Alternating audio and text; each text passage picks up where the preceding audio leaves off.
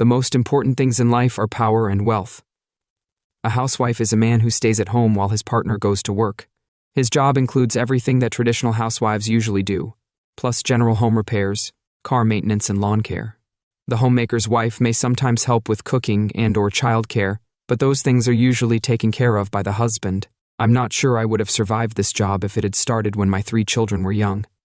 We were a family of modest means, so all while my wife and I tried to make enough money to maintain a middle-class lifestyle.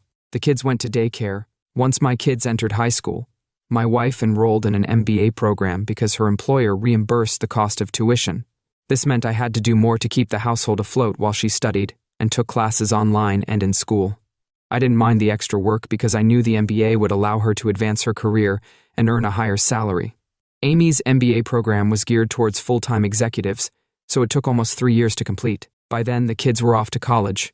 Fortunately, all 3 were very good students and qualified for several scholarships. Time passed, and executives were the next step, so it took almost 3 years to complete. By then, the kids were off to college. Fortunately, all 3 were very good students and qualified for several scholarships. Still, 3 kids in college is a huge financial burden. I worked for a small, family-owned manufacturing company as the manager of the accounting department. I was paid a fair wage, but nothing like the CPAs of large corporations. Amy's hard work finally paid off, and she was promoted to executive vice president of product development at the She'd worked for a national insurance company for over 15 years when she got the job. It meant she got a big pay rise, a car allowance, an expense account, and a share of the year's profits. She also got a bonus from the company. Her newfound success couldn't have come at a better time. The economy had taken a sharp downturn, and my employer was particularly affected. They struggled for almost a year and then sold the business to our main competitor. The new owners didn't waste any time and closed our facilities. They offered me a job at their plant, but it was 300 miles away, and the salary would be slightly less than what I was making. Amy was making about a third of what I was making, not including bonuses. I had no choice I had to give up my job, and suddenly I was unemployed. I tried to find a new job and quickly realized that no one in our area was going to hire new workers until the economy improved. John, it's not the end of the world. I'm doing fine. We have enough money in the college funds for the kids. I'm almost finished with my studies, so there's no need to worry. I've worked all my life, and I can't just sit around. I have a long list of things I've never had time for, so I'll be busy. That's how it started. I became a stay-at-home parent. At the time, I was working as a stay-at-home mom. At 48, Amy was a stay-at-home mom. Her list of home improvement projects was extensive, and it took me about a year to complete them all. As soon as I finished the house, Amy started the landscaping projects, which were very labor-intensive. While I was working on the home improvements, Amy continued to climb the corporate ladder and was promoted to senior. EVP and her salary were increased significantly. She loved her job and was highly respected by her colleagues. She was often invited to parties and social gatherings where she socialized with the most influential people in town. Of course, I was required to accompany her to many of these events. I'm not sure when it first started, but very slowly I began to realize that things were changing. At first, Amy wanted me to stick by her side at events. She'd chat with people, and I'd wait around. Then, she started asking me to serve at our table, or sit at the bar while she mingled. Before long, I was spending most evenings with the boss. I finally reached my limit when she took me with her for the weekend to a beautiful resort. On the first night, she left me with my wives and was gone for almost 3 hours. The next day, she informed me that she had several meetings with other top managers and board members. She said the wives had planned a spa day. Fine, what am I supposed to do all day? I can't hang out with the women while they're getting mud baths and stuff. I don't know, John. Maybe you should go camping or something. I have important things to do and I don't have time to entertain you. I held my tongue. I knew she was a little tense, but I swore to myself that this would be the last time she dragged me to one of these. Everything's fine. Don't worry about me. I'll be fine. I ended up hanging out by the pool and at the little tiki bar next to it. I'd just finished my second gin and tonic when I saw a few people come out onto the elevated terrace of one of the large conference rooms and take seats under umbrellas. I recognized Amy. She was with a tall gentleman with a sophisticated. He had a smart look about him.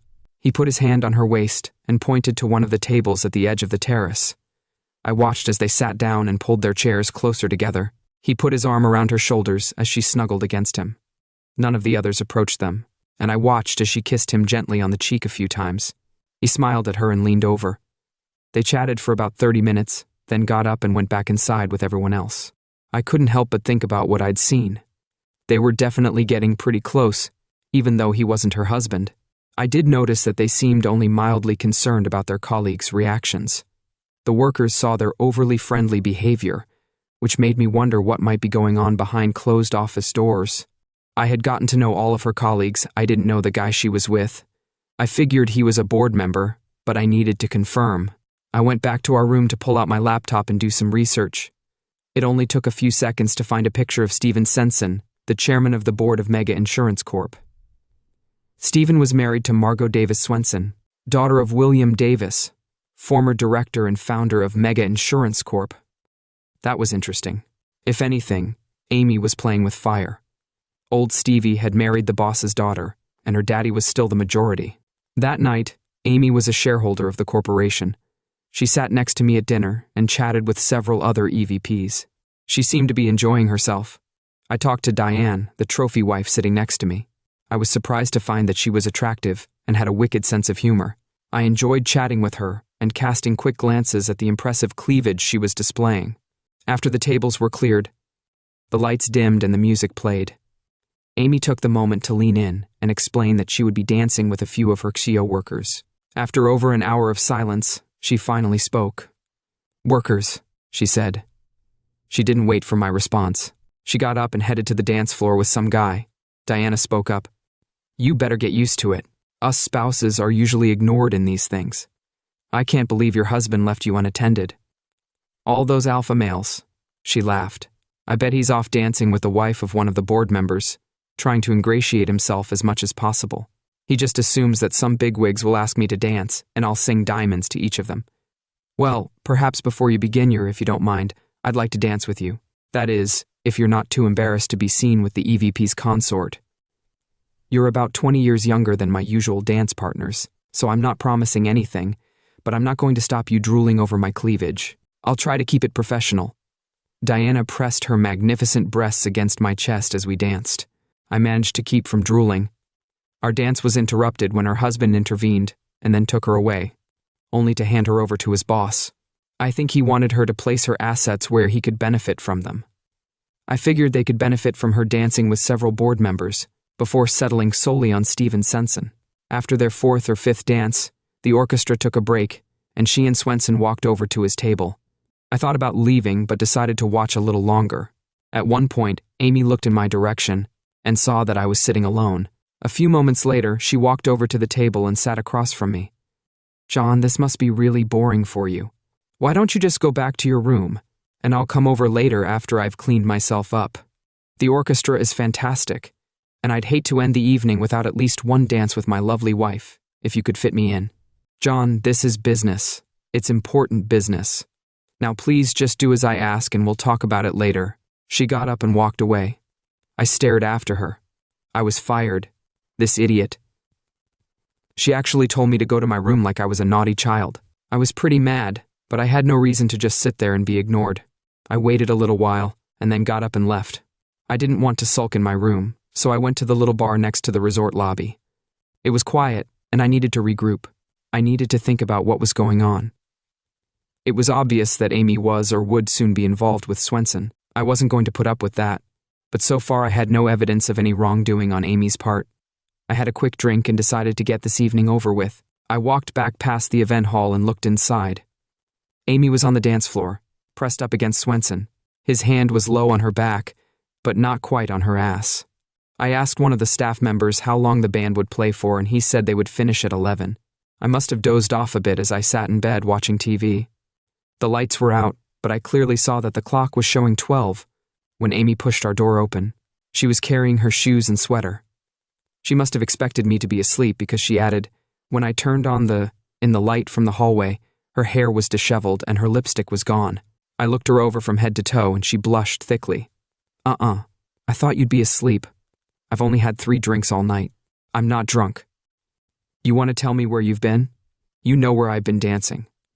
"I told you I needed to dance with my CO worker. It's all part of the game, John," she said, as if she were talking to someone who wasn't paying attention. I'm sorry, but I think you've been gone for about 2.5 hours. I thought you were with Swenson Margot in Europe. So, he's here alone. We went back to his room and talked about his plans for the company and how he thought I might fit. You've got some pretty big plans, so you spent 2 hours talking in his room and left me to my own devices. Then you came in here with disheveled hair, no lipstick, and heels that must have been some seriously tedious conversation. Think what you want, but I need a shower and some sleep. We have another half day of meetings tomorrow. We have a meeting tomorrow. I told Stephen I'd go to dinner with him tomorrow night. We have to leave in the morning and the meeting ends at noon. What are we going to do before dinner? She dropped her shoes and put her hands on her hips. You're going home. I'm going with Stephen back to his lake house. You're leaving at noon to spend the day at his lake house. When do you expect to be home? I don't know if it's too late. I'll just come back Monday morning. You're not doing that. You're going to spend all day and all night making love to that, and then come home to me first. I never said anything about making love to him, and this is my house, not yours. It belongs to me. I just stared at her, mouth hanging open, when I finished all the work on the house. Amy refused to use her annual bonus to pay off the construction loans. She insisted. Since I was unemployed, I didn't have a mortgage, so we refinanced the house. Amy wanted me to be part of the act, but I wasn't on the mortgage, so I wasn't. I was planning to move soon after I finished all the improvements. I just assumed I'd be back at work by then, and in the process of I was busy decorating the new house, so I let it pass. She stood there with her hands on her hips, a smirk on her face. I got out of bed and started to get dressed. I grabbed my suitcase and threw it on the bed. I jerked the drawers open and started stuffing my clothes into the suitcase. What are you going to do now? Run away? Where are you going to go? You have no home, no job, no money. So, where do you think you're headed? Amy, I'd rather sleep in my car than let you get away with this affair. I'm not going to be your cuckold. I will divorce you. You're a fool. You've got nothing. Your ass belongs to me. I'm the one who brings in all the money. Without me, you'd be on the street. Cut the drama. I have to discuss this with Stephen tomorrow. He's on my side and he'll back me up. I'll get a raise and a bonus. I'll be able to buy us a really nice house in an upscale neighborhood. I don't want another house. I want a wife who's faithful and cares about me and our marriage. Please, Amy, don't give in to him. You don't have to do this. You can get a job on your own without making love to him. Amy shook her head, looked down at the carpet and muttered, "Too late." I realized she'd already slept with him. My wife's plan for tomorrow was about the same. I looked at her in disgust. "You slept with him," I said. "Oh my God, you killed us." "Don't be stupid," I told her. "We can have it all." So I made love to him. It was no big deal. I took a quick shower, and I was good as new. It'll all be by Monday morning. We'll be ready to get back to business as usual. It's just part of the process. I'm sure you'll forget all about it in a few days.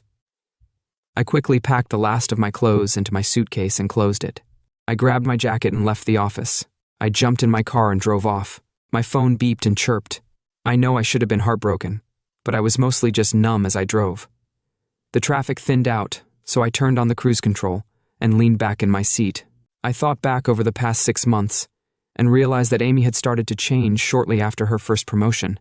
She had been consumed by ambition and the desire to be recognized as an achiever. She now prioritized power and wealth above all else. She no longer valued love, loyalty, family, and fidelity. It was now all about her, what she could achieve, the power she wielded, and the money she made. I realized that she had changed. I was sad to realize that she was no longer the sweet, loving, caring woman I had married. I shed a few tears as I mourned the loss of the woman I had loved for 20 years. On Monday morning, I woke up full of dread. I called a lawyer who had worked with me at my old job. He gave me the name of a family. I called the law office and told the attorney I was seeking a divorce. Mr. Dixon usually represents women who are at a disadvantage in a divorce, mostly housewives with unfaithful husbands. I'm not sure why your lawyer gave you her name. I am a housewife, and my wife is a high-ranking executive and an adulteress. I'm a senior manager, and I've been unfaithful to my wife. There was a brief pause. Oh my God, this will be a first for her. Can you be here by 11? At 11, I went into Sally Hawk's office. 20. Her secretary was smiling when she greeted me. I waited about 20 minutes before an attractive, short, dark-haired lady entered the reception area.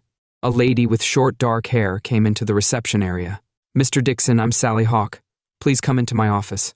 I'd just been promoted, but she convinced me to stay home and make improvements to our house. She planned to sell our house once I finished all the remodeling and buy a bigger and better house. So it was her idea for you to become a stay-at-home dad. At that point, I realized that I needed to get out of there. She was a stay-at-home mom, and she liked that I cooked, cleaned, did laundry, and set up the house while she was free to pursue her career. So when did you first start to suspect there was a problem in your marriage? Honestly, I only recently started suspecting that she was cheating, but looking back, I think it probably started almost a year ago. She confessed to it. I'm sorry to hear about your wife's infidelity, Mr. Dixon. I'm here to support you through this. I'll make sure you're treated fairly in your divorce. You said your wife confessed to cheating. Do you have any proof? Did you record her confession? I didn't. But from what I've observed, I assume most of her colleagues know. I believe my employee knows what she's doing. While there is no fault in this state, I would like to get some evidence of her adultery to use as leverage in a settlement agreement. Would you mind if my investigator did a little investigating? I use Masters Investigations. Jack Masters is an old friend of mine, and his people are very reliable. Send, of course. I think I should take some money. I think you have a joint account with a small household checking account at Chase. I use most of our money in a managed portfolio that is jointly held. She has several accounts in her name only. When we are done, go to Chase and withdraw everything but $1. Go and deposit the money, but don't tell me where. I'll have her investment. The account has been frozen, and I've been asked to disclose all her assets. I was just leaving the bank when I got a call from Jack Masters, Mr. Dixon, and Sally Hawk. They asked me to call you. Do you have a moment to talk privately? I got in my car and locked the door. I'm in my car, parked outside the bank. Sally gave me most of the details. My people will start gathering information this afternoon. What are your plans? Are you planning on staying in the house? I can't afford to move out until I cash out some of our investment funds. Well, you can't make her leave, so I suggest we move to another bedroom and install a secure lock. I can have someone do that if you'd like. Also, I want to install some surveillance equipment in your house as soon as possible. I'm heading home now. I'll stop, pick up a set of locks, and be home in 40 minutes. I installed the lock while Master's team installed some tiny cameras in the house. I moved all my clothes into the room farthest away from my old room. I was really happy that I had separately installed a small bathroom when I remodeled the upstairs. That evening, my phone vibrated with traffic alerts. The new camera gave me a clear view of Amy getting out of the limo, but I couldn't tell if anyone else was in the car. The driver took the bags inside and then drove off. I was in my new room watching the split screens on my laptop, while Amy walked around the house calling out my name. She walked into the master bedroom and looked around. When she opened my empty closet, she looked into the bathroom and then left her bedroom a few moments later. She turned the handle of my door and said, "John, are you in there? What do you want?" "John, please open the door. Why is all your stuff missing from our room? Your room is here now. John, why did you move out of our room? Stop this foolishness right now and let me." "No, you're not welcome in my room. Go take a shower and wash off that lover's stink. I'll meet you in the kitchen when you've cleaned up." I heard a sigh, and then she stomped away on my laptop. I watched her undress as she headed for the master bathroom. I walked out into the hallway and locked my door before heading down to the kitchen. I was on my phone watching what was going on in the bedroom. I shook my head as I watched her first put on her bra, and then shed it to put on a t-shirt. I knew what she was trying to do, but that didn't stop me from watching her impressive rack bounce as she came down the stairs and approached the table. I was sitting at a table that was just as clean as new. "So, are you happy now?" "I'm not." "Are you kidding me? I may never be happy again. You made love to her. You destroyed us. I'm done with you." For just a moment, she looked shocked, then angry. "Now, listen to me, John Dixon. Nothing has changed. I think you need to get over your jealousy and stop being so sarcastic. It's not going to help anyone. I slept with him, but that's old news. He's going to vote for me when I run for chief, and that's that. Go and move your stuff back into our bedroom. How many others have you slept with? Were they all for business or were some of them just for fun? Can you ask me that? Steven is the only one in the world, and you know why I did it with him. He was okay, but nowhere near as good as you, really. I'm a little surprised you can even remember what it's like with me. Let's face it, it's been a long time since I made love to you." Amy stopped and tilted her head to the side. "We made love. I think she said that. If I'm not mistaken, you slept with me pretty hard the night you... The last promotion was announced 6 months ago, but it's been a while since then. I'm sorry, John. I've just been so caught up in my work. I'll make it up to you, I promise. You mean like on our wedding day when you swore you'd leave everyone else behind? Is that the promise you're making to me? Well, if it is, forget it. I don't need any more false promises. Damn it, John. You've got to forget it. I've ended things with Steven. It's in the past. I admit I was too focused on winning his support, but it's over. Please come back to our bed. Let me make it up to you. Thanks for your kind offer of sloppy seconds, but I'll pass. I'm pretty sure you slept with him again this morning. Even if I made you take a shower, it wouldn't matter. So no thanks. You can stay in your room. I don't need you for love. There are plenty of guys I could go for. Maybe I should get all the men on the list into bed. Heck, I could be principal in a couple of weeks.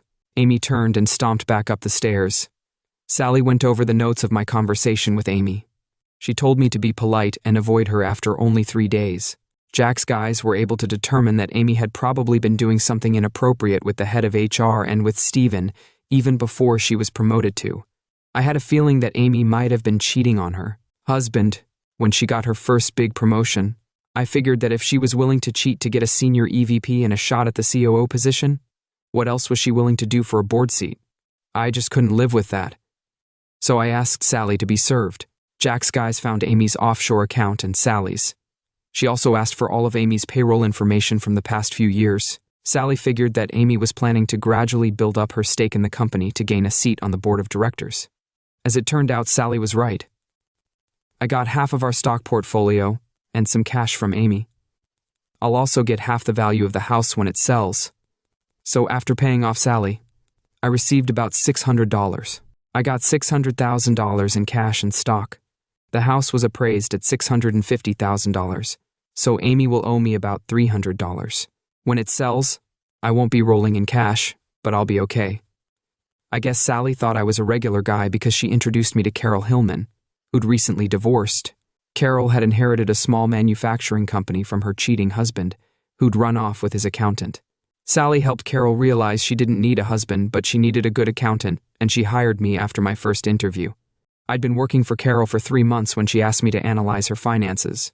I helped her figure everything out, and even filed an amended tax return to give her a $3,000 refund.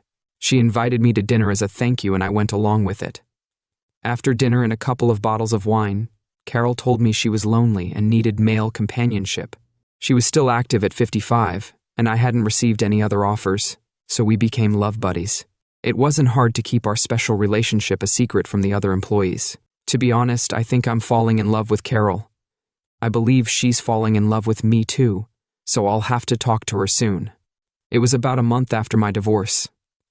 Amy was nominated for the position of executive director, and Steven gave the board a long speech about how wonderful she was.